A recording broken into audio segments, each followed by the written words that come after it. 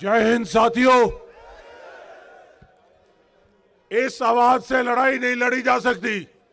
जय हिंद साथियों। धन्यवाद। यह आवाज संसद तक पहुंचनी चाहिए। मेरे प्यारे बच्चों और उनके अभिभावक जो यहां पे आए हुए हैं, और बच्चों से ज्यादा कहना तो उचित यह रहेगा, मेरे भावी सिपाहियों, देश के सैनिकों, सम्मानित मंच, हमारे बीच में कुछ आपके साथी हैं, रेखा दहिया जी हैं, सुरेंद्र पहलवान जी हैं, आपके गुरु जी रामदेव जी हैं, रघुवीर जी हैं, मलकियत जी हैं, धर्मवीर जी हैं, और बहुत सारे तमाम हमारे वो लोग हैं।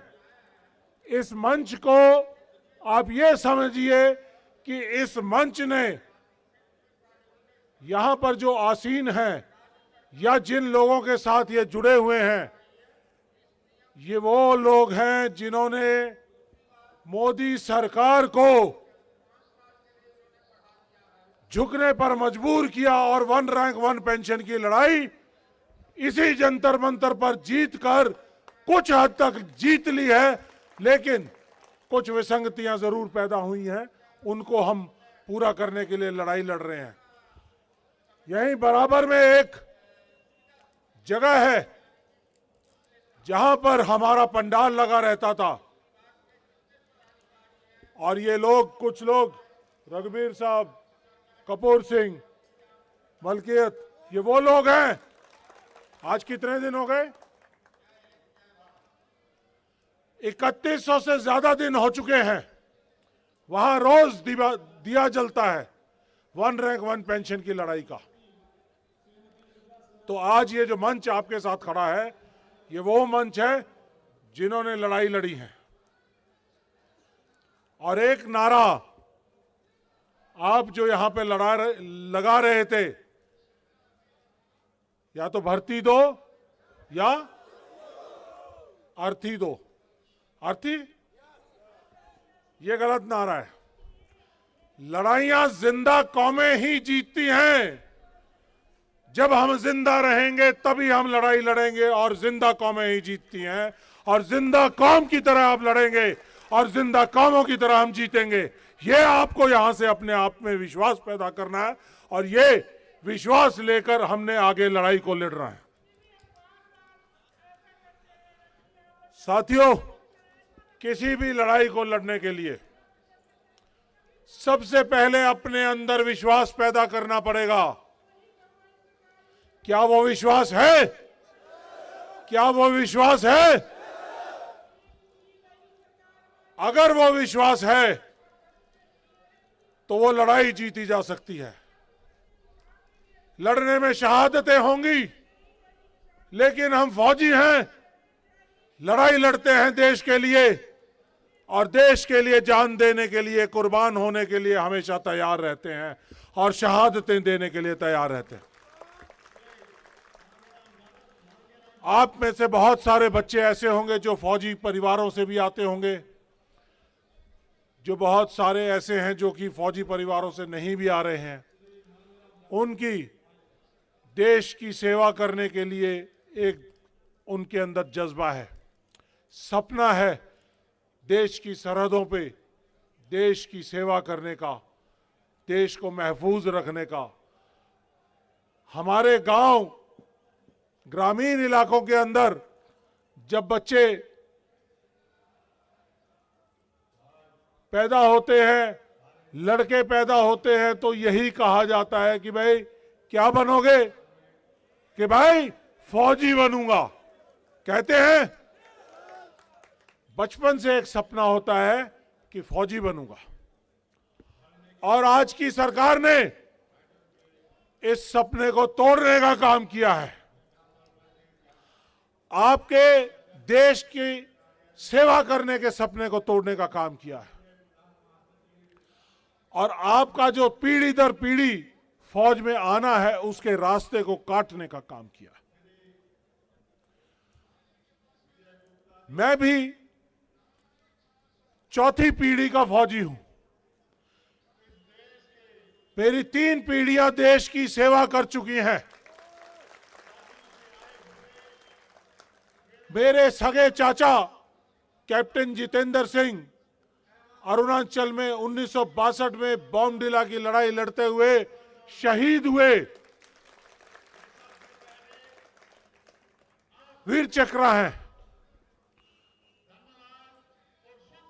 और 1971 की लड़ाई में जब हमने अपने परिवार की गिनती कुछ दिन पहले गोल्डन जुबली मनाई कि 1971 की लड़ाई जो बांग्लादेश की लड़ाई के नाम से ज्यादा जानी जाती है, तो उस लड़ाई के अंदर जब हमने देखा कि हमारे परिवार की क्या हिस्सेदारी है, तो पता चला कि 11 लोग हमारे परिवार से 1971 की लड़ाई लड़ रहे थे, जिनमें से 2 शहीद हुए। तो साथियों, हम लोग पीछे हटने वाले नहीं हैं, हम लड़ने वाले लोग हैं। देश में हमें लड़ने की ही ट्रेनिंग मिली है और सरकार को यह मालूम होना चाहिए कि अब आपका पाला देश के सैनिकों से और देश के भावी सैनिकों से पड़ा है। तो आपको झुकना पड़ेगा, आपको इनके सामने, इनकी ताकत के सामने, इन युवाओं के सामने झुकना पड़ेगा। ये मैं यहां से वायदा करना चाहता हूं। साथियों, आपकी जो लड़ाई है आसान नहीं है, लंबी लड़ाई है। और आज जो देश के सत्ता के ऊपर काबिज हैं वो मगरूर हो चुके हैं। युवाओं की आवाज उन तक नहीं पहुंच रही है।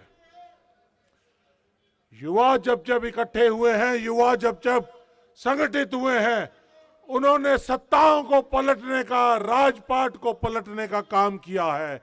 और ऐसा ही पलटने का काम आप भी एक जज्बे के साथ लेकर चले हो। और मुझे यकीन है कि आप या तो अपनी बात मनवाओगे या सत्ता का परिवर्तन करोगे, ये मुझे यकीन है।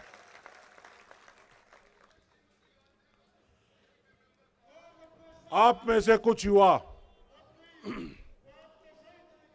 चंपारण से, सत्याग्रह की धरती है, चंपारण से चले, पैदल चले और यहां तक दिल्ली तक पहुंचे। हमें मालूम था कि ये समस्या है। अग्निवीर एक बहुत बड़ी देश के लिए गंभीर समस्या है। देश की सुरक्षा के साथ खिलवाड़ है। देश की सुरक्षा के अंदर एक ऐसी नई स्कीम ला दी गई है जिसके तहत देश के सैनिकों के अंदर ही भेदभाव कर दिया गया है। उसके साथ साथ हमें मालूम था कि भर्तियां कैंसिल हुई हैं, कुछ बच्चे जो हैं उनको अपनी भर्तियां नहीं मिली है। लेकिन इसका इतना महास्वरूप है, ये इसकी जानकारी हमें तब मिली जब चंपारण से अभिराज जैसे बच्चे निकले और यहां तक पहुंचे। 1100 किलोमीटर की यात्रा करना आसान नहीं है। हमारे नेता राहुल गांधी जी ने 4000 किलोमीटर की यात्रा, भारत जोड़ने की यात्रा, देश में प्यार फैलाने की यात्रा और नफरत के जो फैलाने वाले थे उनके खिलाफ ये यात्रा की, देश को जोड़ने का काम कर रहे थे। तो आसान नहीं है 4000 किलोमीटर पैदल चलना। तो मैं समझ सकता हूं कि ये अभिराज के साथ जो उसके साथी चले थे, 1100 किलोमीटर की यात्रा करी थी, तो ये कोई आसान काम नहीं है, बहुत मुश्किल काम है। क्योंकि इस भारत जोड़ो यात्रा में मैं भी 700 किलोमीटर चला हूं, हरियाणा से लेके और श्रीनगर तक। तो ये जज्बा चाहिए, एक रिजॉल्व चाहिए, एक विश्वास चाहिए, दृढ़ विश्वास चाहिए कि मेरे को ये काम पूरा करना है। तो जैसे ही हमें इस बात का ज्ञान हुआ कि चंपारण से चलकर बच्चे यहां पर आए हैं, तो हमने इनसे बातचीत करी, संज्ञान किया, संवाद स्थापित किया, तो पता चला कि तकरीबन 50 लाख से ज्यादा बच्चे इन भर्तियों में, 97 भर्तियां फौज की, आर्मी की और कुछ भर्तियां एयरफोर्स की थी, जिसके तहत बच्चों को सिलेक्ट किया गया।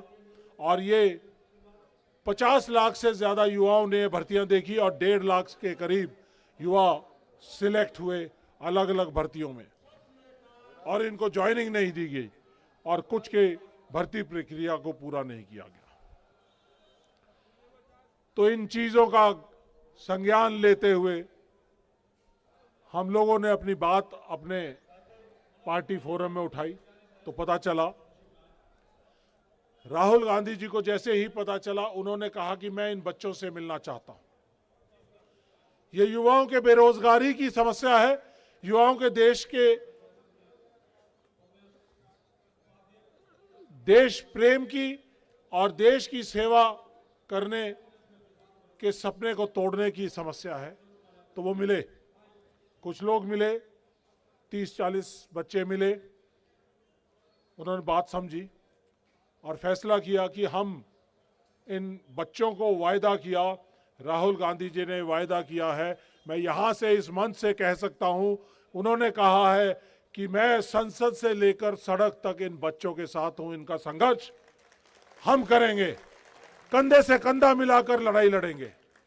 लेकिन उन्होंने एक और बात कही साथ में कि आप को संगठित होना पड़ेगा।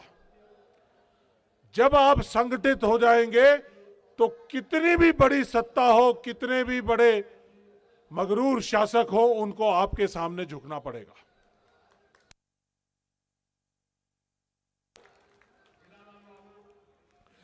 और लड़ाई लड़ने के कुछ असूल बड़े जरूरी हैं।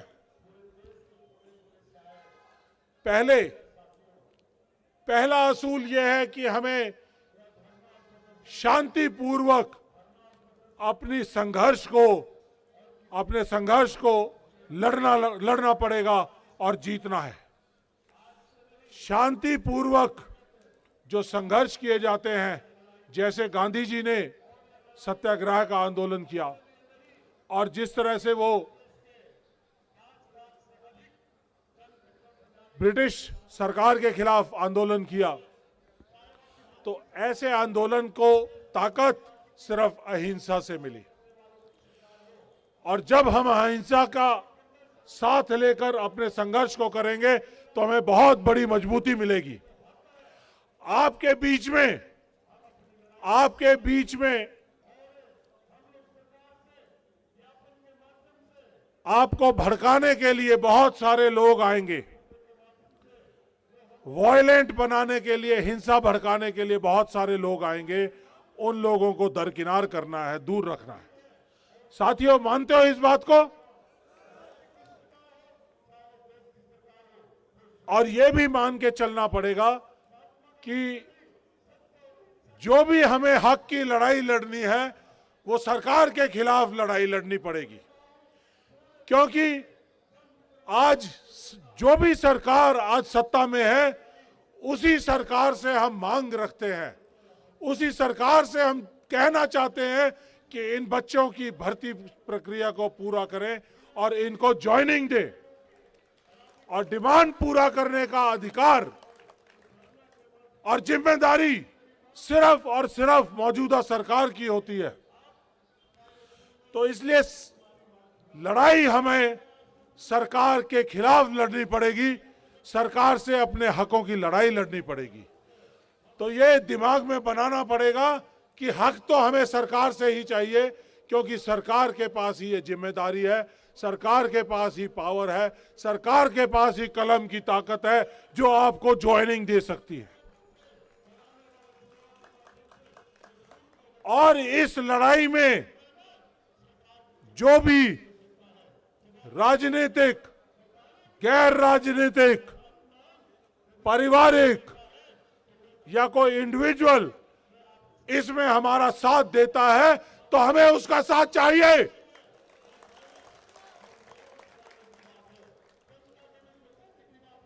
हम परहेज नहीं करेंगे किसी का भी साथ लेने के लिए। हमें अगर कांग्रेस पार्टी साथ देती है तो हमें उसका साथ चाहिए, अगर कोई और राजनीतिक पार्टी साथ देती है हमें उसका साथ चाहिए, अगर सत्तारूढ़ पार्टी हमारा साथ देती है हमें उसका साथ चाहिए। लेकिन सत्तारूढ़ पार्टी के साथी अगर बीच में आते हैं तो उनको कहेंगे कि पहले हमें विश्वास लेकर आओ अपने सरकार के आकाओं से कि हमें ज्वाइनिंग मिलेगी, तभी आप हमारे साथ शामिल होंगे।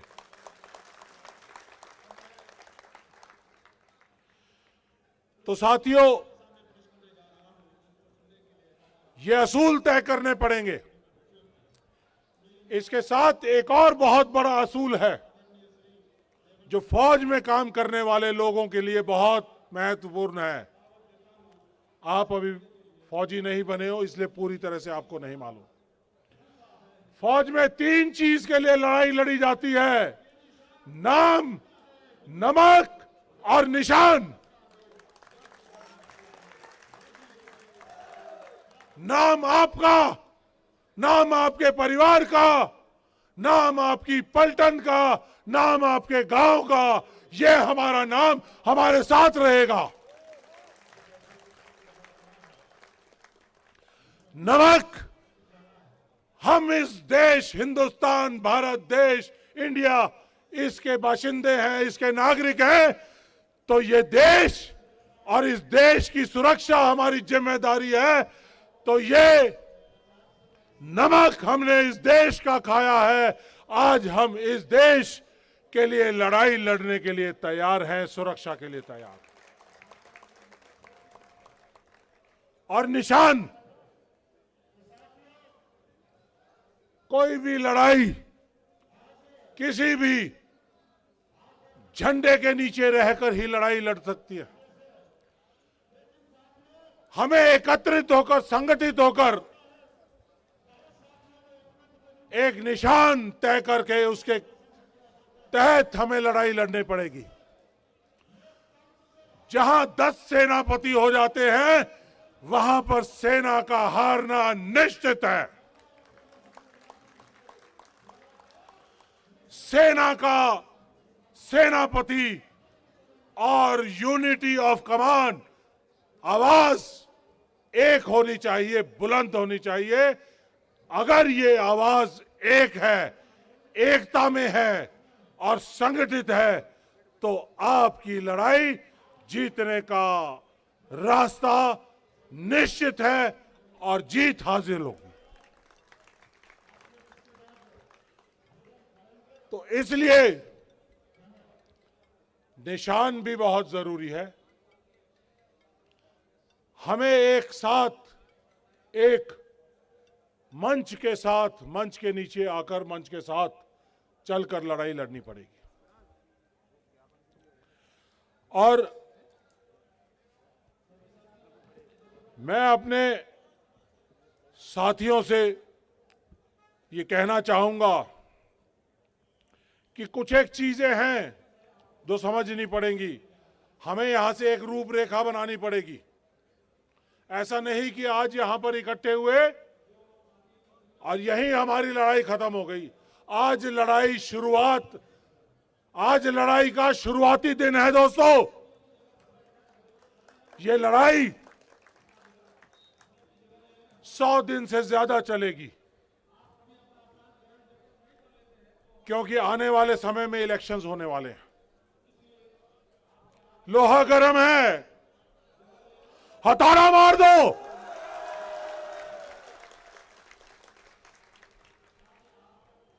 सरकार को झुकाने के लिए 100 दिन काफी है और सरकार को झुकना पड़ेगा। युवाओं की ताकत के आगे झुकना पड़ेगा। आप क्या मांग रहे हो इस सरकार से? आप यही मांग रहे हो ना कि हमारी भर्ती प्रक्रिया को पूरा किया जाए, हमें रोजगार दिया जाए, हमें देश में सेवा करने का सेना में मौका दिया जाए, यही मांग रहे हैं?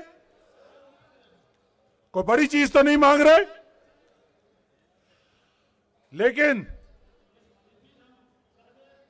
अगर ये सरकार आपकी मांग पूरी नहीं कर रही है तो यहां पे मुझे महाभारत का युद्ध है ये साथियों, महाभारत का युद्ध है, ये न्याय का युद्ध है, न्याय मांगने का युद्ध है। आपको न्याय चाहिए, आपको रोजगार चाहिए, आपको अपने ज्वाइनिंग चाहिए, आपको अपनी भर्ती चाहिए, आपको अपनी वर्दी चाहिए। लेकिन अगर ये सरकार नहीं दे पा रही है तो मुझे महाभारत के युद्ध में रामधारी सिंह दिनकर जी की एक कविता है जिसमें उन्होंने एक संज्ञान पेश किया था। जब युद्ध शुरू होने से पहले कृष्ण जी दूत बनकर दुर्योधन के कौरवों के दरबार में गए थे तो उन्होंने कहा था कि और कुछ नहीं तो सिर्फ 5 गांव ही दे दो। हम आज मोदी साहब के दरबार में अर्जी लगाते हैं कि हमारे बच्चों को सिर्फ भर्ती दे दो, फौज में उनको ज्वाइन करा दो, हम यही मांगते हैं। लेकिन जब शासक और सत्ताधारी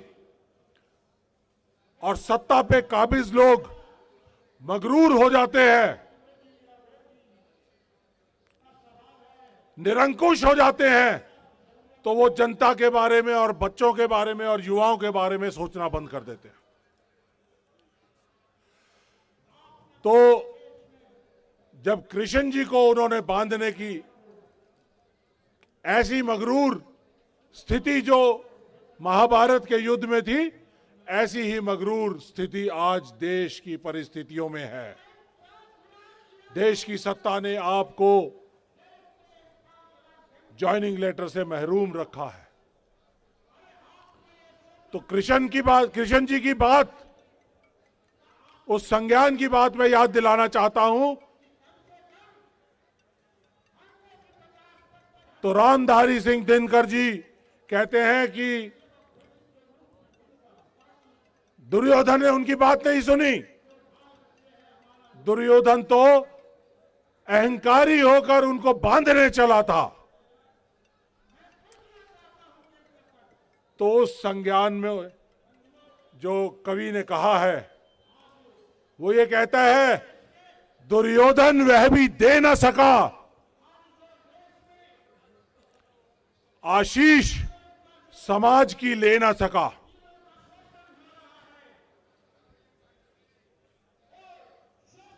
उल्टे हरि को बांधने चला, जो था असाध्य वो साधने चला। जब नाश मनुज पर छाता है तो पहले विवेक मर जाता है। यही बात आज की मगरूर सत्ता के लिए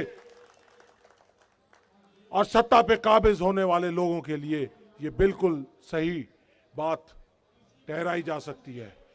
क्योंकि अगर उनमें विवेक होता तो आपकी भर्ती प्रक्रिया को पूरा किया जाता, आपको ज्वाइनिंग लेटर दी जाती, लेकिन नहीं दिया। कोई बात नहीं, हम लड़ाके हैं या लड़ाकों के घर से आते हैं या फिर हम लड़ाका बनना चाहते हैं तो हम लड़ेंगे, 2-2 हाथ करेंगे आपसे। और मैं आप लोगों से, आप फौज में ही तो भर्ती होना चाहते हो। मैं चाहता हूं कि देश के जो बड़े बड़े ओहदों के ऊपर बैठे हुए हैं वो अपने बच्चों को शायद अगर भेज दें तो पता चलेगा कि ये क्या जज्बा है। क्या वो अपने बच्चे को अग्निवीर बनाकर 4 साल के लिए भर्ती करने के लिए भेज सकते हैं? वो देश में नियमित सैनिक के तौर पे भी नहीं भेजना चाहते। ये वही जा सकते हैं जो सुबह शाम रात दिन मेहनत करते हैं, पसीना बहाते हैं, दौड़ लगाते हैं, तैयारी करते हैं। सुबह 4 बजे से उठकर उनका दिन शुरू होता है और सिर्फ एक सपने के साथ रात को सोते हैं कि देश की सेना में भर्ती होंगे। तो ये जज्बा सिर्फ आप में और आप में है, ये उन राजनीतिज्ञों में या उन ओहदेदारों के बच्चों में नहीं है। तो इसलिए वो देश में सेना के अंदर भी भर्ती नहीं हो सकते। मैं कहना चाहूंगा आप लोगों को, शान हो तुम वतन की, सजदा तुम्हें हमारा, सजदा तुम्हें हमारा, खून देकर तुमने तिरंगों की बुलंदियों को है सवारा। ये हमारे सैनिक काम करते हैं। साथियों, ये सब बातें हो गई।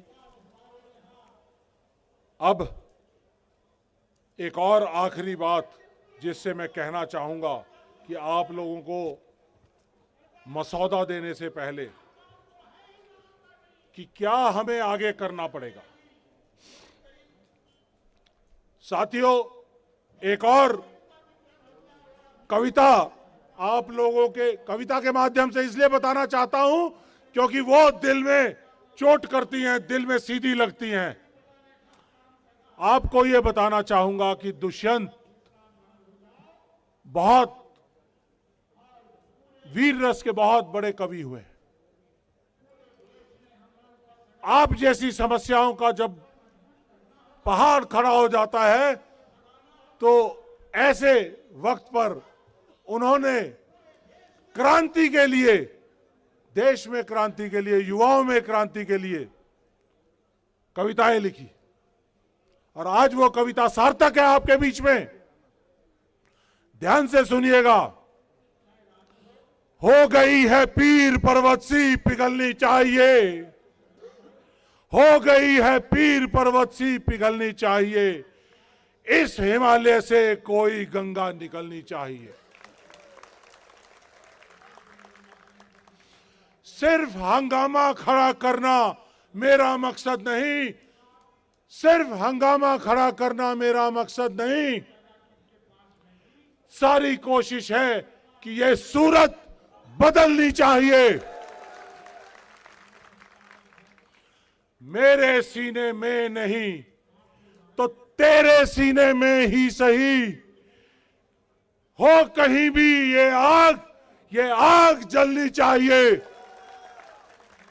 साथियों, ये आग जलनी चाहिए और अगर ये आग अपने दिल में अगले 100 दिन तक जलाकर रखी तो ये मोदी सरकार कोई ऐसी बड़ी मगरूर सरकार नहीं है। उनको आपके पास आपका हक लेकर यहीं पर आना पड़ेगा, ये मैं यकीन से कह सकता हूं। हम यहां पर लड़ाई लड़ते थे जंतर मंतर पर 1 रैंक 1 पेंशन की, तो हम ये कहते थे, रघुवीर साहब कहां हो, साडा हक एथे रख, साडा हक एथे रख। तो ये सरकार को हमें बताना है कि हमारा हक, ये हमारा हक है, इसको यहां पे रखो, हमें इस हक के लिए लड़ना है। तो साथियों, अब बात है कि आगे कैसे चलें। समस्या है, बड़ी समस्या है। हमने आपके साथ जो कुछ युवा आए उनके साथ फैसला किया, राहुल गांधी जी से मिले। यहां एक और बात मैं आपको बताना चाहूंगा ताकि किसी के दिमाग में कोई गलत धारणा ना पैदा हो। 2014 से पहले हम लोग 1 रैंक 1 पेंशन का अधिकार मांग रहे थे, लड़ाई लड़ रहे थे। उस समय पर बहुत सारे 2006 में, 9 में, 11 में, 12 में, 13 में एक पुराने पेंशनधारी जितने थे फौज के, उनका सबका पेंशन बराबर करने की एक लड़ाई चल रही थी उसको यूपीए सरकार में बराबर किया गया, कोशिश की गई गैप को कम करने की। और उसके बाद ऐसे ही कुछ सैनिक राहुल गांधी जी से मिले तो उन्होंने सरकार में बात उठाई, तो 26 फरवरी 2014 को एक आदेश जारी किया गया, तब यूपीए की सरकार थी। आदेश जारी किया गया कि 1 रैंक 1 पेंशन की ये डेफिनेशन रहेगी। और उसके बाद हम लोगों को 1 रैंक 1 पेंशन यूपीए सरकार द्वारा मिली। लेकिन उससे पहले हमारे जो बहुत सारे साथी जो बहुत आंदोलित थे, पीड़ित थे, उन लोगों ने मोदी सरकार का साथ देने का काम किया। तो 2014 में यही लोग थे, यही मंच था जिन्होंने 1 रैंक 1 पेंशन की लड़ाई लड़ी, यूपीए सरकार के खिलाफ भी लड़ी।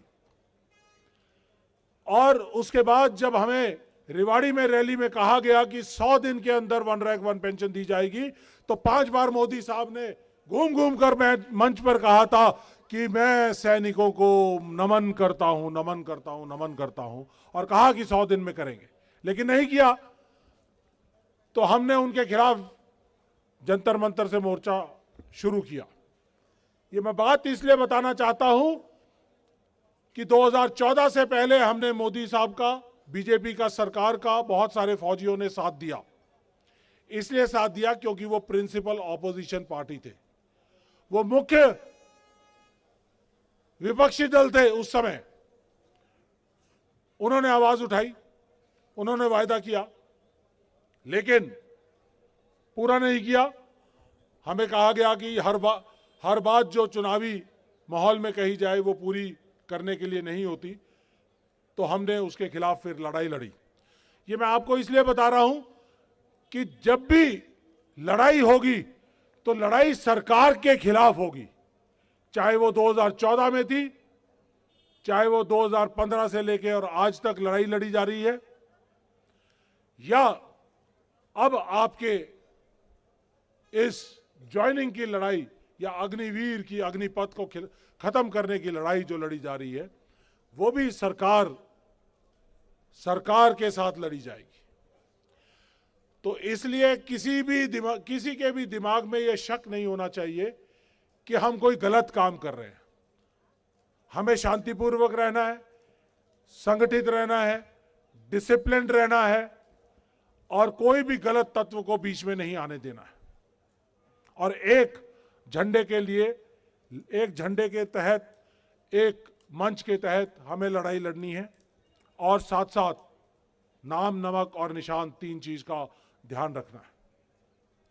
अगर ये ध्यान रखते हुए हम लड़ाई लड़ेंगे तो हम मुख्य विपक्षी दल के लोग हैं, हम आपके साथ कंधे से कंधा लड़ाई लड़ने के लिए तैयार हैं। हम लोग आपकी लड़ाई लड़ेंगे, लेकिन कोई भी लड़ाई तब तक नहीं लड़ी जा सकती जब तक जो उसके लाभार्थी हैं, जिनको उससे असर पड़ता है, डायरेक्ट असर पड़ता है, इनडायरेक्ट असर पड़ता है, बच्चे हैं, परिवार है, जब तक वो साथ नहीं खड़े होंगे तो हम लड़ाई नहीं लड़ सकते। तो इसलिए आप लोगों को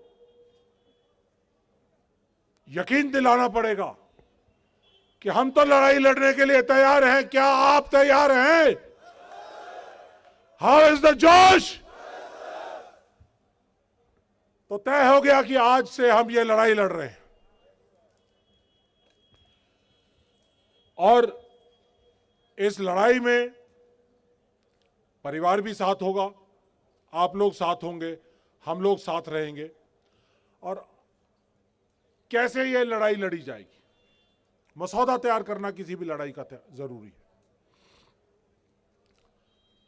मुझे नहीं मालूम था कि आज इतने सारे लोग आएंगे।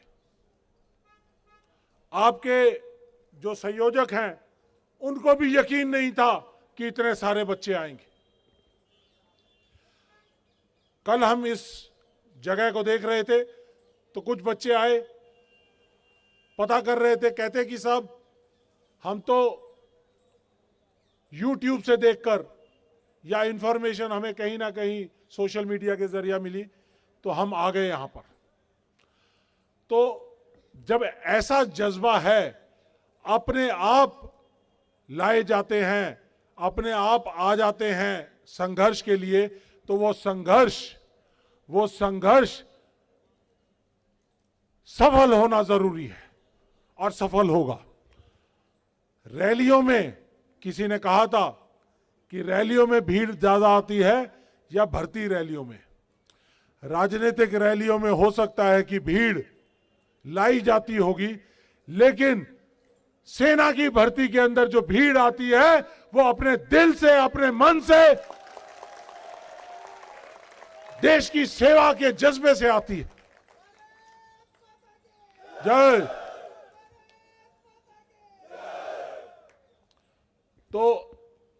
तो ये अपने आप आए हुए युवा हैं। जब अपने आप युवा आते हैं, आप अपने मन से जब लड़ाई लड़ रहे हैं, तो कोई भी लड़ाई हमें किसी भी लड़ाई में हमें हार का सामना नहीं देखना पड़ेगा, ये मुझे यकीन है। तो इसलिए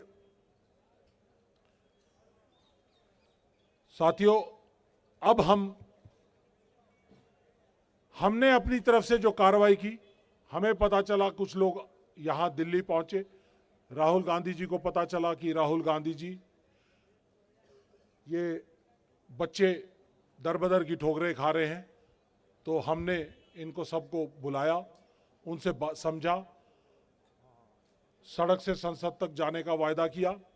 तो सड़क से पहले एक और प्रक्रिया है, हमने देश में इस मुद्दे को प्रेस वार्ताओं के जरिए उठाने का काम किया।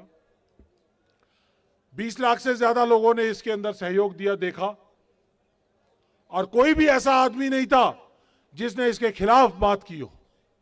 यह आपकी सफलता की पहली सीढ़ी है या नहीं? 20 लाख लोगों ने देखा, एक भी ट्रोल करने वाला नहीं था, तो इसका मतलब देश आपके साथ है। अब इस जज्बे को हमें और आगे तक ले जाना है। उससे अगला स्टेप था यहां पर सड़क पर आकर एक बार प्रदर्शन करना, अपनी ताकत को पहचानना। आज वो ताकत आपने पहचान ली है, पहचान ली है। बहुत ताकतवर हो आप, और अब इस ताकत को एक डायरेक्शन, दिशा और दशा देने की जरूरत है। तंगियां आएंगी, तकलीफें आएंगी, लेकिन चलेंगे साथ। हम आपको जिस तरह से, मैं बार बार गलत मत समझना, मैं पहले फौजी हूं, बाकी कुछ और हूं। पहली चीज, राजनीति और राजनीतिक दल बिल्कुल अलग हैं। मैं पहले फौजी हूं, मेरा दिल देश की फौज के लिए, देश की सुरक्षा के लिए और देश की सेनाओं के लिए धड़कता है मेरा दिल। तो इसलिए कई लोग बीच में आएंगे, लगातार आएंगे, आपको तोड़ने की कोशिश करेंगे। कोई बीजेपी में, कोई कांग्रेस में, कोई किसी और पार्टी में बांटने की कोशिश करेगा, लेकिन हमने बंटना नहीं है। बंटवारे की राजनीति और रणनीति के खिलाफ चलते हुए हमें देश में एक दिशा और दशा स्थापित करते हुए आगे चलना है, ताकि आपका जो गतिरोध है ज्वाइनिंग का, वो पूरा हो सके, खत्म हो सके और आपको ज्वाइनिंग मिल सके। तो इसके अंदर लड़ाई में हम लोग आगे चलेंगे। तय ये किया है, दो तरह से लड़ाई लड़ी जाएगी, दो फ्रंट पर। पहली तो संख्या के बल के ऊपर, सड़क पे आंदोलन में प्रेस वार्ताओं के जरिए देश में पूरा एक माहौल तैयार करने की जरूरत है। एक रास्ता वो है और दूसरा रास्ता लीगल रास्ता है। जैसा कि रामदेव साहब ने कहा था कि आपकी याचिका को खारिज कर दिया गया है, उसके लिए हम बड़े से बड़े वकील सुप्रीम कोर्ट के अंदर खड़े करेंगे आपकी लड़ाई लड़ने के लिए।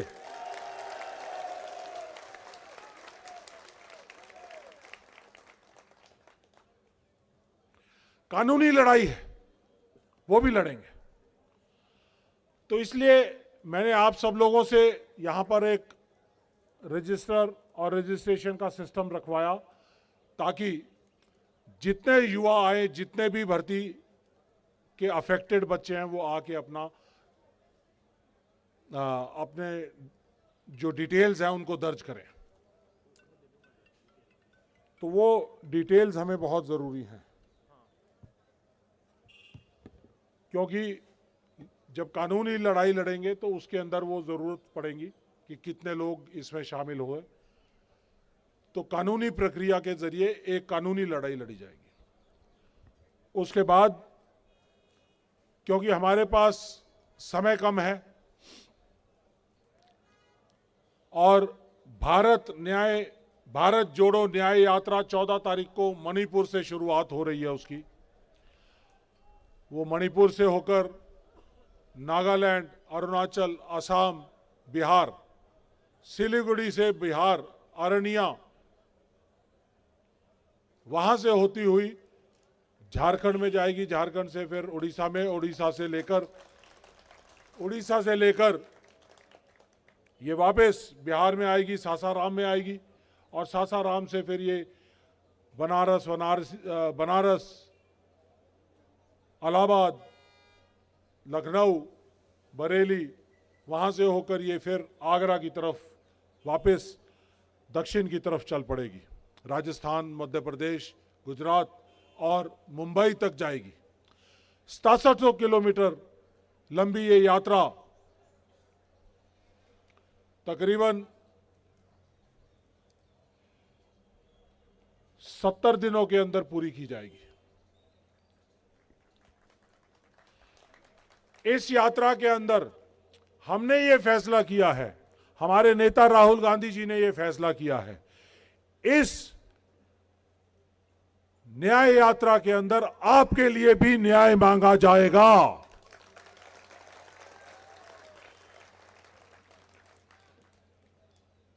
जो अहम मुद्दे इस यात्रा के जरिए जो चलेंगे वो कोई राजनीतिक मुद्दे नहीं है। आपका मुद्दा राजनीतिक नहीं है, आपका मुद्दा सामाजिक है, रोजगार का मुद्दा है, आपकी जीविका का मुद्दा है, आपके अधिकार का मुद्दा है। देश में एवरेज आयु हमारे देश की 32 साल है। 32 साल के जवान देश में सिर्फ और सिर्फ एक ही जरूरत है, रोजगार, रोजगार और सिर्फ रोजगार। तो इसलिए ये सामाजिक मुद्दा है, ये न्याय का मुद्दा है, आपके अधिकार का मुद्दा है। तो इसको राजनीति के तौर पे ना देखा जाए। ऐसे ही सामाजिक न्याय के मुद्दे हैं। आपने कुछ समय पहले देखा कि देश में पहली बार ऐसा हुआ कि संसद में 150 के करीब सांसदों को निलंबित कर दिया, बाहर निकाल दिया। इसी जगह पर उनका भी धरना हुआ था। जहां आप बैठे हो, यहां पर 150 सांसद बैठे थे। आपको फख्र होना चाहिए, आपने उनके साथ ही स्टेज साझा किया, आपने उन्हीं के साथ ही यहां पे ये जमीन साझा की। वो भी न्याय मांग रहे हैं। वो देश के 150 सांसदों का अपमान नहीं था, देश की संसद का, देश के संविधान का अपमान था।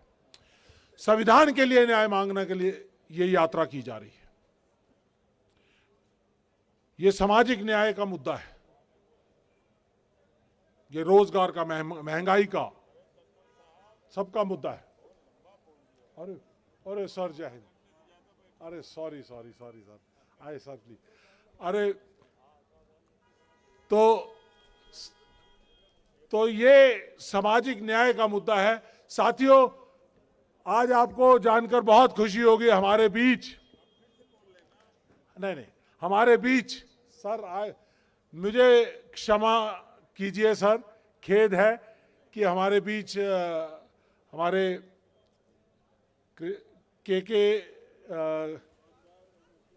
कामगार एंड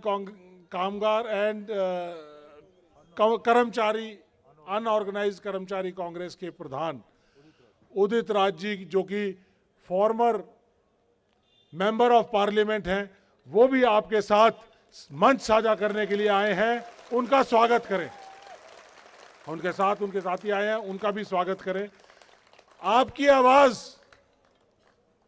आवाज सिर्फ आपकी आवाज नहीं रही है, अब ये देश की आवाज बन गई है। आपके साथ हमारे देश के एक जुझारू सैनिक रहे हुए कैप्टन प्रवीण डावर जी, जो कि ऑल इंडिया कांग्रेस कमेटी के सेक्रेटरी भी रहे हुए हैं, वो भी हमारे बीच में आए हैं। मैं उनका भी स्वागत करता हूं। तो साथियों, ये कारवां बढ़ता चला जाएगा। आपको अपना कारवां 1.5 लाख से ज्यादा करना है। जिस दिन आपने 1.5 लाख से ज्यादा कर दिया तो आपकी जीत निश्चित है। तो साथियों, हमारे बीच हमारे सीनियर नेता भी आए हैं। तो मैं आप लोगों को जो कह रहा था कि लड़ाई लड़ने के लिए हमें असूल तय करने, असूल हमने तय कर लिए। लीगल बैटल लड़ेंगे, जमीनी लड़ाई लड़ेंगे। आने वाले समय के अंदर हम आपके साथ कंधे से कंधा मिला के लड़ाई लड़ेंगे। हम आपको शाम को आपका यहाँ पर रहने का प्रबंध कर रहे हैं। कल की हमारे पास यहाँ पे परमिशन नहीं है। यहाँ की बजाय हम दूसरा एक ऑल्टरनेटिव जगह, दूसरी जगह के ऊपर हम अपना धरना या अपना प्रदर्शन जारी रखेंगे। 14 तारीख को, क्योंकि हमें भारत जोड़ो न्याय यात्रा के अंदर जाना है, तो उसके मसौदे के लिए हमें कुछ और चीजें तैयार करनी पड़ेंगी। इसके साथ साथ हमने जो तय किया है वो ये है कि इस भारत जोड़ो यात्रा के दौरान में एक पैरेलल संज्ञान चलेगा और उसकी रूपरेखा हम आपको साथ साथ आगे भी देते चले जाएंगे कि ये यात्रा जैसे ही बिहार के अंदर एंटर होगी तो वहां पर चंपारण नजदीक है, तो वहीं से हम दोबारा से इस भारत जोड़ो न्याय यात्रा के साथ साथ हम लोग भी चलेंगे। न्याय लेना है तो लड़ना पड़ेगा।